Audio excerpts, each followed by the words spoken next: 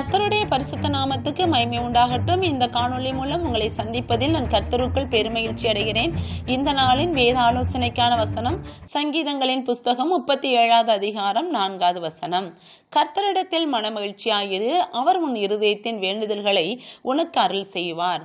ஆபகுக் தீர்க்கதரிசி சொல்கிறார், அத்திமரம் துளிர் விடாமல் போனாலும், திராட்சை செடிகளில் பழம் உண்டாகாமல் போனாலும், ஒலிவ மரத்தின் பலனற்று போனாலும், வயல்கள் தானியத்தை விளைவியாமல் போனாலும், கிடையில் ஆட்டு மந்தைகள் முதலற்று போனாலும், தொழுவத்திலே மாடு இல்லாமல் போனாலும், நான் கர்த்தருக்குள் மகிழ்ச்சியாயிருப்பேன், என் ரட்சிப்பின் தேவனுக்குள் களி கூறுவேன். பிரியமானவர்களே, ஆபகுக் தீர்க்கதரிசி அறிந்திருந்தார் அவர் எப்படிப்பட்ட ஆசீர்வாத குறைச்சலில் இருந்தாலும் அதிலிருந்து ரட்சிப்பதற்கும் விடுவிப்பதற்கும் தேவனால கூடும் என்று அறிந்திருந்தார். அதனால்தான் அவர் அருமையாய் சொல்கிறார், என் ரட்சிப்பின் தேவனுக்குள் களி கூறுவேன் என்று. பிரியமானவர்களே, நாமும் கூட இப்படிப்பட்ட ஆசீர்வாத குறைச்சலில் வாழ்ந்து கொண்டிருக்கலாம், அல்லது ஏதாவது ஒரு நெருக்கத்தின் பாதையில் சென்று கொண்டிருக்கலாம், அல்லது ஆரோக்கியத்தில் நாம் குறைவுபட்டு கொண்டிருக்கலாம்.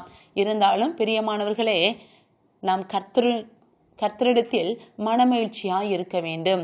அப்படி மனமகிழ்ச்சியாய் இருக்கும்போது நம்முடைய விசுவாசம் குறைவுபடாது. பிரியமானவர்களே, நம்முடைய விசுவாசம் குறையாமல் இருந்தால் நாம் உள்ளான மனுஷனில் பலன் உள்ளவர்களாய் இருப்போம். அப்படி நாம் உள்ளான மனுஷன் பலன் உள்ளவர்களாய் இருப்போம் என்றால் நிச்சயமாகவே நாம் தேவனை துதிக்க முடியும், தேவனிடத்தில் நம் விண்ணப்பங்களை ஏறெடுக்க முடியும்.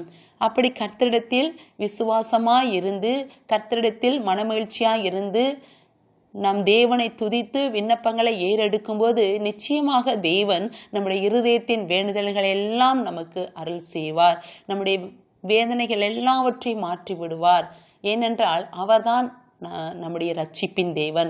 நம்முடைய ரட்சிப்பின் தேவன் என்றால் நம்மை எல்லா பிரச்சனையிலிருந்து விடுவிக்க வல்லவராய் இருக்கிறார். பிரியமானவர்களே, ஏதோ ஒரு பிரச்சனை நிமித்தம் நீங்க சோர்ந்து போயிருக்கலாம், ஆனால் அந்த பிரச்சனையிலிருந்து விடுவிக்க நம்முடைய தேவனாய கர்த்தரால் முடியும் என்று நீங்கள் விசுவாசிப்பீர்கள் என்றால் உங்களுக்குள்ள அந்த சோர்வு நீங்கி, கவலை நீங்கி, பயம் நீங்கி மகிழ்ச்சி வரும். அந்த மகிழ்ச்சியோடு நீங்கள் தேவனிடத்தில் விண்ணப்பத்தை ஏறெடுப்பீர்கள் என்றால் நிச்சயமாகவே உங்கள் பிரச்சனையிலிருந்து, வேதனையிலிருந்து தேவன் உங்களை விடுவிப்பார்.